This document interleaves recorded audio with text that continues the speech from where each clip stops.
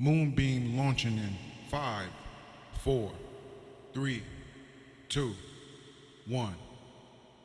Welcome to Moonbeam Radio, the number one source for breaking news, current events, and social commentary. I'm your host, Jay Daniel. This is episode S323, Dark Man X.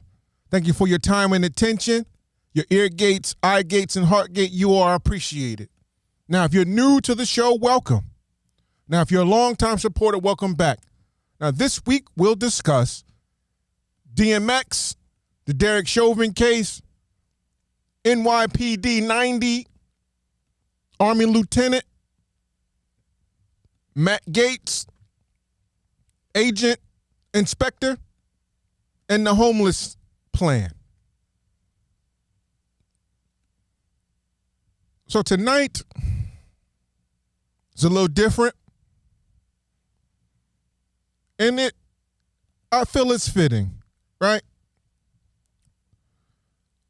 So I'm sure that you know about it, have heard about it. But rapper DMX has died at 50. Now, he's a huge part of my childhood, my formidable years. Been listening to his music for a long time, but in particularly been listening to it, the last few days, but more so the last 2 hours, just been going in on, wow, I ain't heard that in a long time, right? But the issue surrounding his death is there's been conflicting reports regarding that. Now, whether it was a heart attack or drug overdose or something else, we don't know. What is known is that X was in a vegetative state on life support for nearly a week with limited brain activity. Now, you had the family sending out reports, press releases saying they want their privacy. He's still alive. Steve Rifkin, his manager, former manager, I don't know, whatever that is, right? Saying stop it with the early RIPs on social media. Meanwhile, all the Rough Riders done said it, right? So there was a lot of confusion. But let me say this. That man was that beloved. Like privacy, he's a public figure first. And then he's that beloved by the people. No, you don't get privacy like you will with Big Mama going. It ain't the same thing. He touched a lot of lives. I just want to say that. Now, there's been celebrations. I saw a video going down in, I believe it was Orlando, Florida. Folks took over the street, playing DMX songs in the streets. There's a lot of love. Brooklyn did the same thing, Yonkers, right? And I'm sure other places as well that I'm unaware of. So this is a celebratory time, right? Excuse me. But while we're mourning DMX, you got the New York Post. So we're mourning, celebrating, all those things at the same time. But you got the New York Post, right? nypost.com. They put up this story, and here's the headline. DMX and the houses he's lost during his rap career. No, it's not a joke. You can go look it up yourself. I'm disgusted by that. You don't do that to Elvis or your white heroes on their deathbed. Even when they're not dying, you don't bring up their shortcomings or their financial issues. but DMX and the houses he's lost during his rap career. Now, I'm going to tell you who wrote it.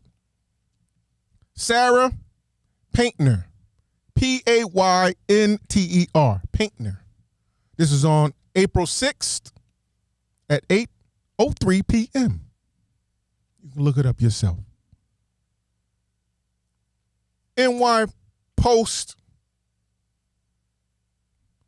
That's wrong what you did. It ain't right. It's disrespectful. You don't understand the impact that man had, DMX, Darkman X, had Earl Simmons, had on hip-hop music, melanated people. You wouldn't dare do that to one of the white heroes. You wouldn't dare do that to Elvis. You wouldn't dare do that to John Wayne, right? I'm going to go there tonight. One time for DMX. Where my dogs at? Two times for DMX. Where my dogs at? X, we love you. Want to say thank you for your services, your voice, your impact. But I ain't finished with New York Post. And let me go there too. 1010 Wins did the same thing. They didn't bring up his financial issues. They just failed to mention him all day that day. I don't know what they've done since. But when the news broke that he passed, when he was taken off life support, they didn't mention nothing. Rock the Bells radio, right? LL Cool J, salute. Hot 97, salute. Power 105 and a whole host of others gave it up to the dog. 1010 Wins mentions Prince Philip dying. That's what they got. So I want to say this, 1010 Wins, NewYorkPost.com. For your actions regarding DMX, we're going to have you hold this.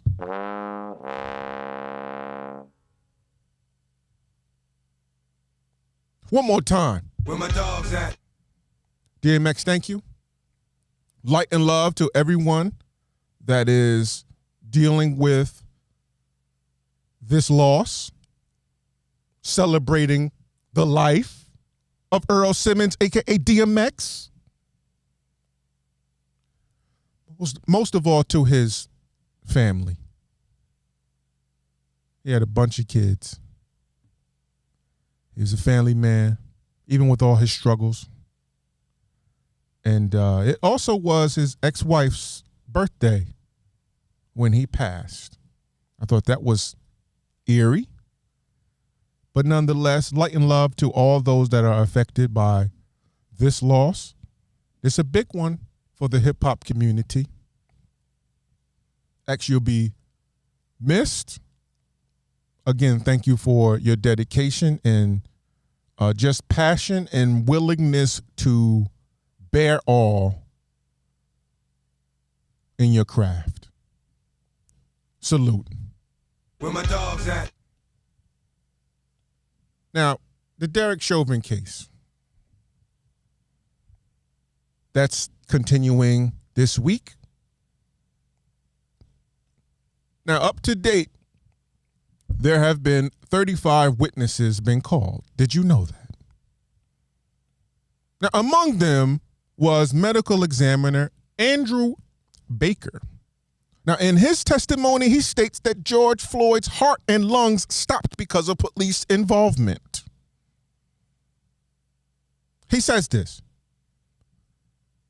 every medical official that takes the stand says this. So can we now move on from Floyd being on trial for his own murder? Huh? George Floyd died because of lack of oxygen and not because of drugs, fentanyl, weed, cocaine, whatever you're trying to say he had. I'm not even disputing that he had it. We can just go with that. He had it in him. But that ain't what killed him. What killed him was the knee on the neck for 9.5 minutes. That's it. Game, set, match. Now, Mr. Baker still has some explaining to do, according to Jay Daniel.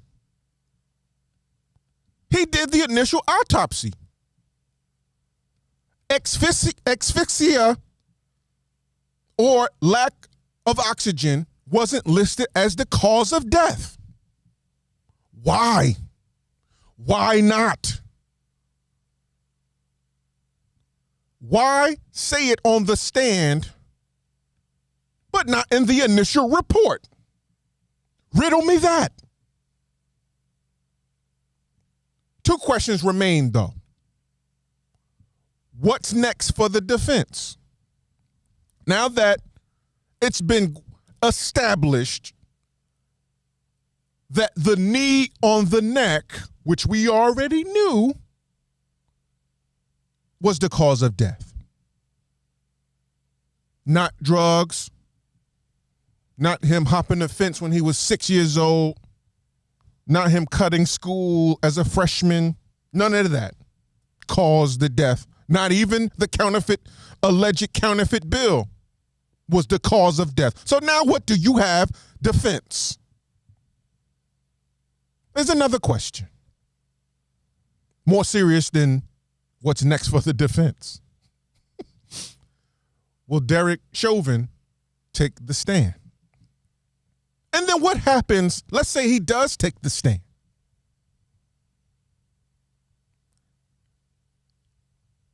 Is that a good thing or not? For both sides. Will that be good for him? Will it be good for the prosecution, for George Floyd's family side?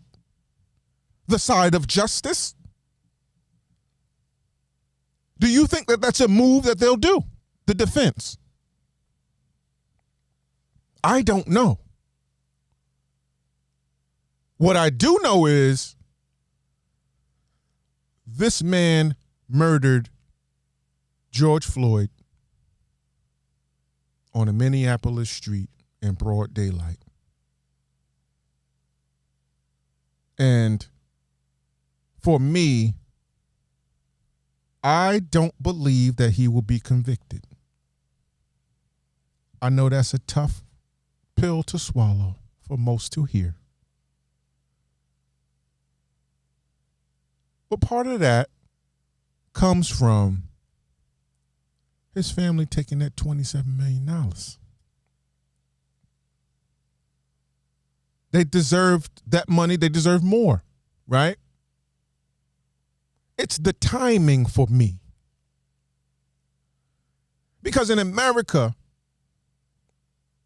money in a settlement communicates non-verbally that we cool, everything straight, we good. We even, right?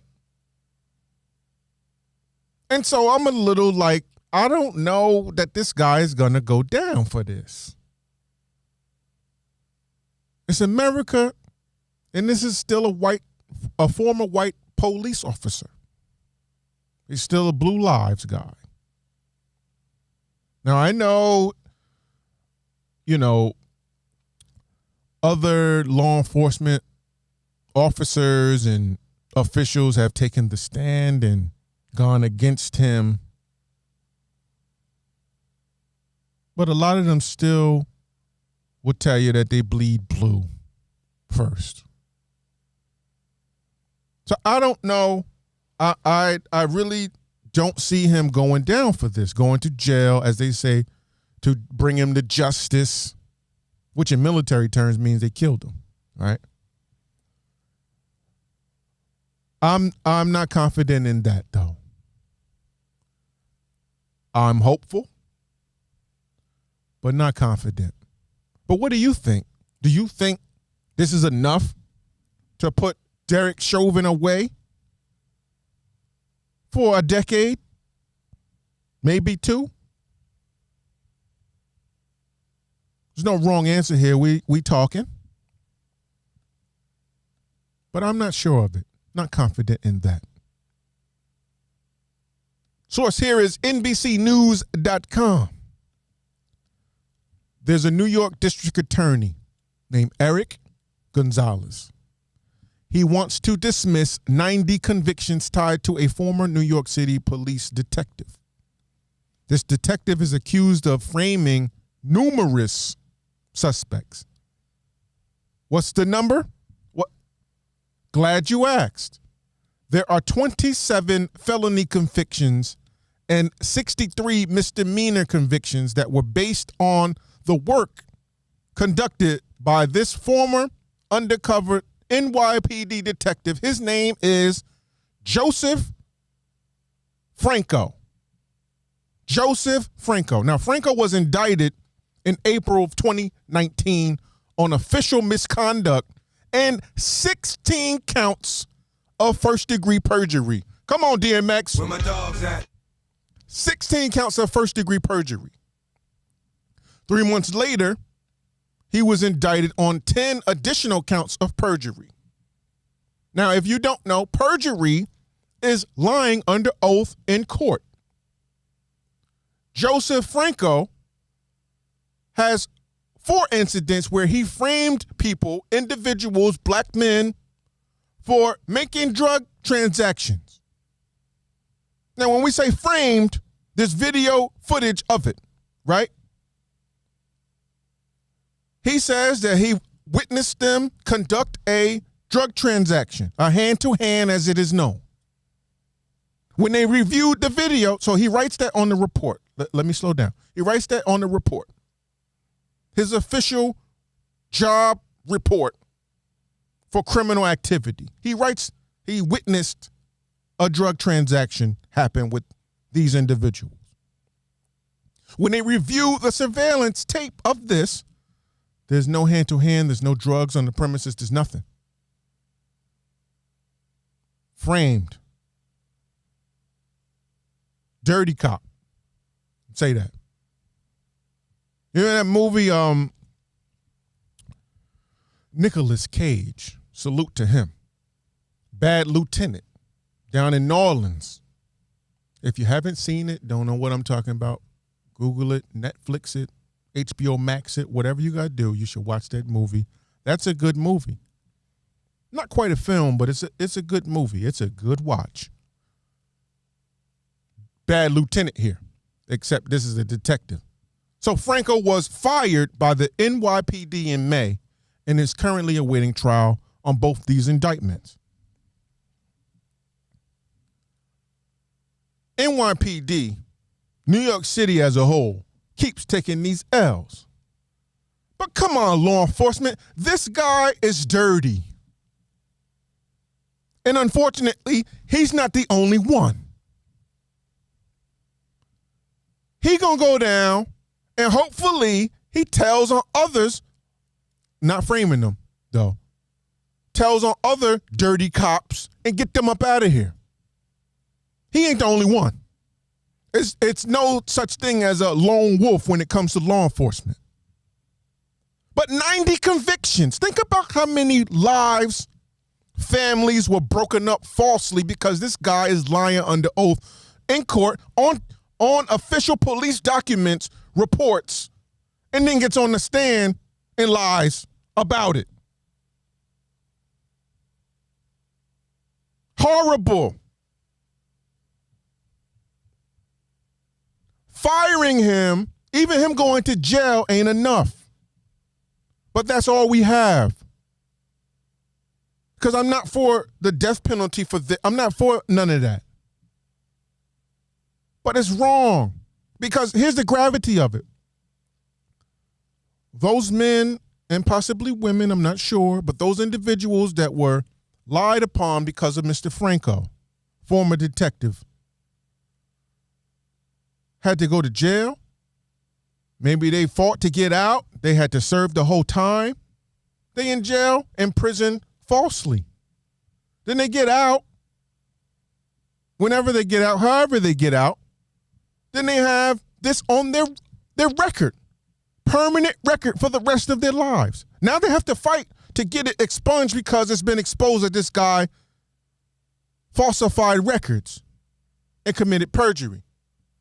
It should just be automatic that anything he was touching on that is expunged and dismissed. But they're going to have to fight to get it off their record.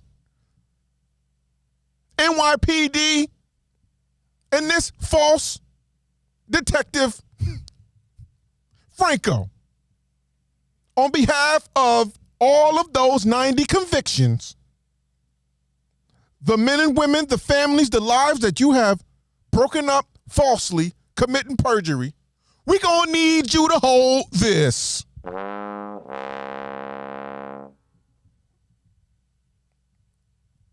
Source here is armynews.com. Now, this happens to be a tough subject here. But we have to talk about it. We have to go into it this week. So there is a U.S. Army officer has filed a $1 million federal lawsuit against two Virginia police officers who reportedly pepper sprayed and assaulted him. Now, this is during a traffic stop that happened in December of 2020. So the officers drew their guns, pointed them at the lieutenant here, and told him that he was fixing to ride the lightning. Now, if you don't know, fixing to ride the lightning is a reference to the electric chair, which was also a line from the movie, the film, The Green Mile. Now, this movie, The Green Mile, this film, right, is about a black man facing execution. Special black man, right? John Coffey, right? Michael Clark Duncan. So the traffic stop was captured on Nazario's cell phone video. That's the second lieutenant's name, Karan Nazario. Now, it's on his cell phone video and on the body cams worn by Officer Crockett and Gutierrez. Those are the two officers involved in this incident. Now, Nazario is black and Latino. I need to put the proper context with this story. He's driving home from the base. He works at the base, driving home. Windsor Police Officer Daniel Crocker radioed he was attempting to stop a vehicle with no rear license plates and tinted windows. He said the driver was eluding police and he considered it a high-risk traffic stop. This is what he's saying over the radio, and this is also according to the report that he submitted. Now, Nazario was trying to stop in a well-lit area, which I'm sure that you've heard or been instructed at some point that it's a good idea to, if you're unsure or feel unsafe, to drive yourself to a well-lit area, right? A common place, a common area, not some, desolate spot, right? So he wants to stop in a well-lit area for officer safety and out of respect for the officers. Another officer, Joe Gutierrez, was driving by when he heard Crocker's call over the radio. He saw him attempting to stop the SUV and decided to join the traffic stop. Gutierrez acknowledges that Nazario's decision to drive to a lit area happens to him a lot. And 80% of the time, it's a minority. This is all in the report and on the website. Now, this footage shows Nazario dressed in his uniform with his hands held in the air outside the driver's side window. As he's told the armed officers, "I'm honestly afraid to get out."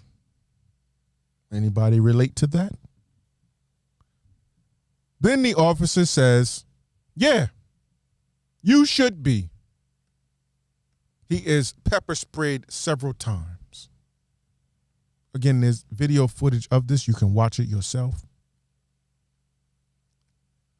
I don't even want to reach for my seatbelt. Can you please? My hands are out. Can you please? Look, this is really messed up. This is what he's saying with his eyes shut, pepper sprayed the hell up. This is what is happening. I had to paint this picture. It ain't right. Now, there's some issues with this behavior off top. Use of force here. He isn't a threat. He's wearing military fatigues. He's got his name on his uniform. Like, you know who he is. But the officers shout conflicting orders to him, telling him to put his hands out the window while also telling him to open the door and get out.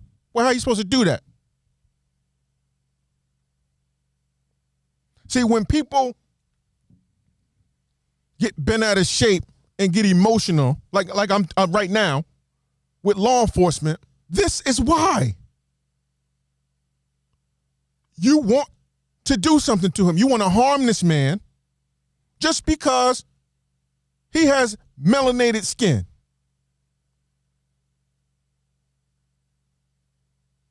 Telling him to put his hands out the window and also telling him to get out of the car. How? Take his seatbelt off. Because that's what they're yelling in the video too. Take your seatbelt off. But as soon as he reaches, you're going to pop him because you're drawn. That man was scared. I was scared for him. This is the type of things that you want to talk about gun laws? Go after that damn P89 service pistol. How about that? How about dealing with law enforcement first? How about dealing with government officials first? How about talk to the people, the real people that are dealing with in the trenches, dealing with them and see what they see as an immediate threat to their life, their lives. What would impact them the most? Address those things first. Then get on your soapbox and talk to the lobbyists about, bump stocks and filters. All this grandstanding going on tour. And he's a military guy. So nonetheless, he has filed this $1 million lawsuit. He'll get it, and those officers will be put on light duty and be right back to work. But the groundwork is laid. You see the footage? It's out there. Do something about that. Let that be your jumping off point. Not going on tour talking about, 1.9 trillion. Why it's a good idea. It's not a good idea. That's why you have to tell us. That's why you're trying to indoctrinate people to tell them that it's a good idea. You got to go on tour. CNN.com is the source here. So in May 2018, Matt Gaetz, he sent his friend Joel Greenberg $900 versus $900 via the Venmo app. Anybody use Venmo?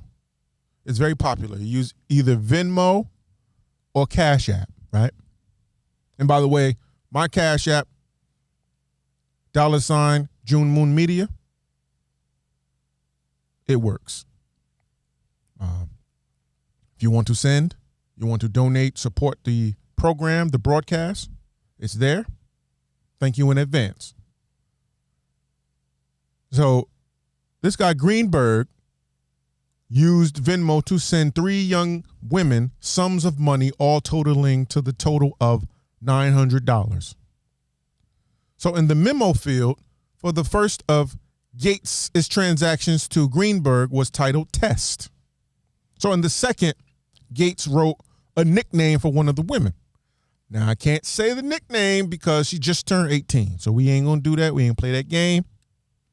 Now, Greenberg described the money as being for tuition and school. Greenberg is the former Seminole County tax collector and has now been federally indicted on 33 counts, including sex trafficking, crimes involving a 17-year-old. Now, court documents say that Greenberg was engaged in a sugar daddy relationship. And the New York Times reports that the Justice Department investigation is looking into Gaetz' involvement in the cash for sex ring. This is not looking good for Matt Gaetz. It keeps getting worse by the day. And him getting on TV talking about, nah, this is false. No, homie. There's a paper trail. So just because you saying it's false don't mean that it's false. Especially with this paper trail. You know, Gaetz and Greenberg are both connected through Venmo to this then 18-year-old woman who is now a porn star. Right? Greenberg is expected to strike a plea deal, according to his lawyer, and is likely going to cooperate with the investigators. Oh, boy. So, if he does that, Greenberg, that could be a career-ending move for Gaetz. Investigators are looking into the connections between these two men. They're friends, yes, but how is their money tied together? Because that's what that means when they investigate something. Now, the financial records are what they're looking at now involving Matt Gaetz. And the way it's looking, folks, he's going down in flames. You know, he just may be one of those that goes down in flames, dying with the lie. But the evidence is out there. And I don't know how you going to spin the spin cycle on sending Greenberg $900 and then him sending 3 women all money within 24 hours, varying totals of money, sums of money that total the $900 you just gave him. But what do you think? You think that's enough to fry this guy? Put him away? Enough to convict him?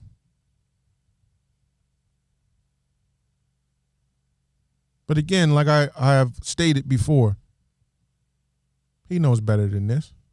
But the tax bracket he resides in has afforded him this bubble kind of mentality that I'm untouchable. But all this is coming out because he upset somebody. I'm sure of it. So which wheel didn't you grease, Gaetz, to have this come upon you? Now, this next story is graphic. I want you to please use discretion. So there is a Michigan home inspector. He was filmed molesting an Elmo doll while on the job. You heard me correctly. The incident was caught on film. The suspect's name is Kevin Wayne Van Loven. The owners of the home let McLovin, Van Loven, into the house along with a realtor. Then they left them to look around. Van Loven went into the nursery where he started touching himself near the closet, right? Van Loven picked up the stuffed Elmo doll and began pleasuring himself with the doll. Now, the homeowners are watching this on their phones because there's a camera in the nursery. So when someone walks in the room, it's alert. I don't know what service they were using, but similarly to all these security apps and camera, devices. Anyway, they're watching all of this. They call the police. The police claim that Van Lovin admitted to handling the doll,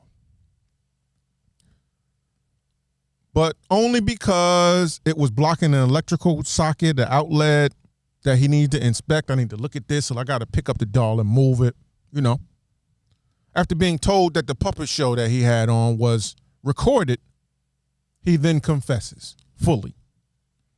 So Van Lovin was arraigned on charges of aggravated indecent exposure, which carries a maximum sentence of 2 years in prison, malicious destruction of property under $200, which carries a 3-month sentence. So it's very light. But here's the issue, right?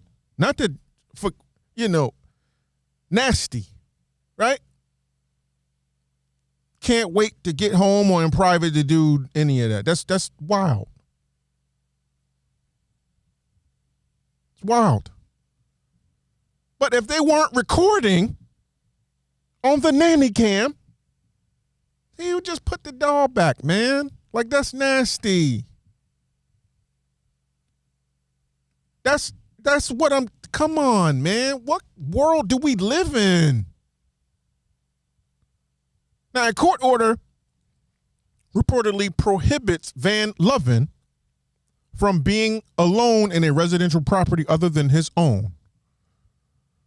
He has also been ordered to undergo a psychological evaluation. But that's nasty, man. Come on. And again, if they didn't have security cameras up, a way to monitor their home, they wouldn't know nothing about it. Like, come on, man. Psych evaluation. It's nasty business, man. The world we live in. Weirdos. You can't trust anything. Head got to be on a swivel, I tell you. Now, source here is HUD.gov. We have to talk about this one, folks. A lot of people are not going to like this, my perspective.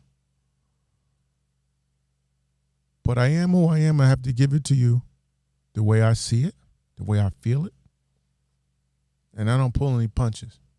I'll hold back. I'll give it to you raw on this microphone. The U.S. Department of Housing and Urban Development, which is HUD, released $5 billion in American Rescue Plan money, allegedly to fight homelessness. Let's give them the Harry Potter clap here on that. But before you get too excited, before you get too moved or angry or whatever you have, let's remove emotion and take a look at this thoroughly. Now, HUD Secretary Marcia Fudge said that allocations to 651 grantees will be used to increase affordable housing and provide services for people experiencing homelessness.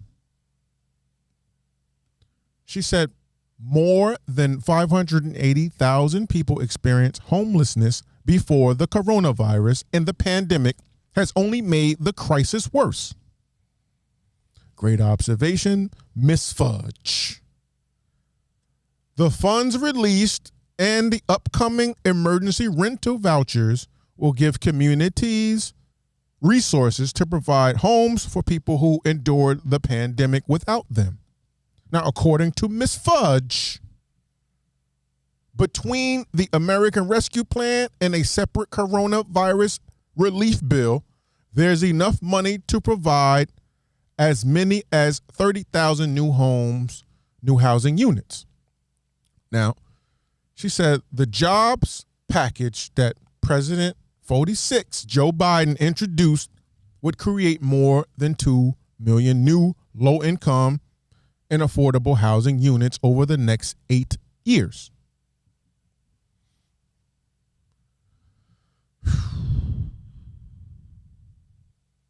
I don't like it. I don't like it. Here's why. It addresses homelessness issues from people that lost their homes or became homeless during the pandemic. So in other words, people that were caused to be homeless because of the pandemic, the gooch, we're going to help them. It doesn't address all of those around the country in tent cities, right, that are homeless.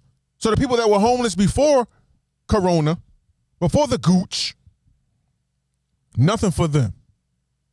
If you lost housing during the pandemic, we got a voucher for you that we're going to turn some Motel 6s or whatever building that they choose into basically a shelter, a rental shelter property.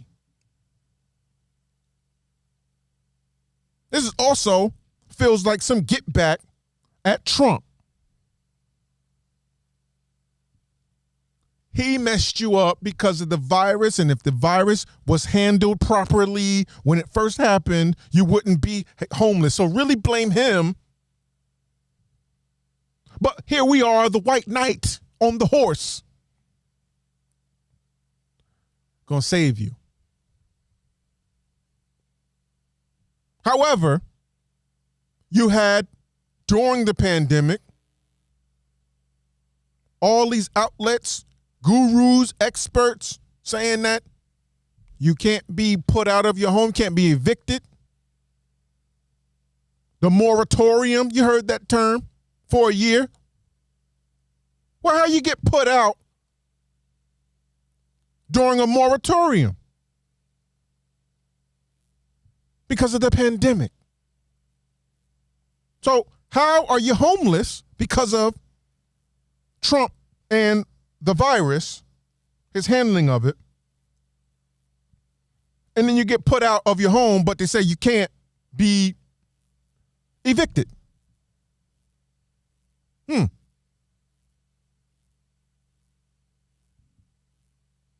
They're trying to paint this picture of a savior. They did the same thing with Trump, and they're doing it with 46. There is no savior. Not even Jesus is coming to save you. We need to come together and address humanity's issues and really deal with them. Not the surface, not scratch the surface, or you want a photo op. No. I'm talking about, what about those people that are homeless? The people that was homeless 10 years ago, 20 years ago. The homeless guy that's been on the corner around the corner from your house by the bodega, that's been homeless ever since you've been 8 years old. That's what we talking about. Here's more from Marcia Fudge, if you care to hear. If all of those things work together, then I am very, very confident that we can eradicate homelessness, and we can make sure that people have the wraparound services that they need to stay in stable housing. Okay.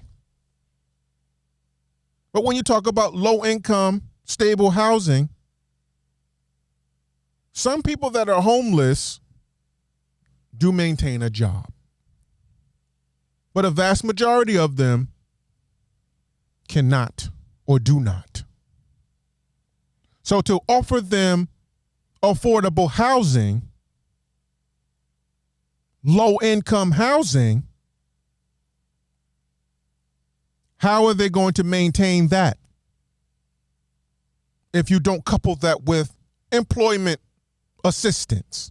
You see where I'm going with this? Which tells you, if you read in between these lines, that they're not talking about tent cities. They're talking about fixing the fact that you were evicted because of the gooch. Is that good? Yes. But you're fixing an issue that America caused that puts a Band-Aid on the bigger issue, which is homelessness. See, we cannot interchange homelessness with low-income housing vouchers. They're not the same thing. I understand people need this help. I want you to have that help. That is great. But there's also people that haven't had a home, period. And they're ignored. Invisible People is the channel on YouTube. Check it out. Those are the people that we need to focus on. Okay, so you've done this. You've given the $5 billion to people that lost homes, lost housing during the gooch season, right? You got anything for those people that I'm speaking about? The invisible people? That's the question. And I'm not holding my breath because I know that the answer is no. You got nothing for them. Nothing. Because everything is for a photo op to look good on a resume and to be pleasers of your constituents and, be reelected. That's all that matters to these politicians, these big wigs, these suits. Really help the people. Like, really be about the people.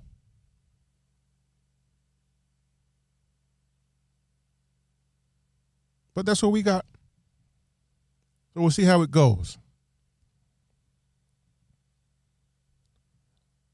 I'm going to get out of here tonight. I want to thank you for your time, taking this ride. And also, Darkman X. Where my dogs at? We're going to miss you.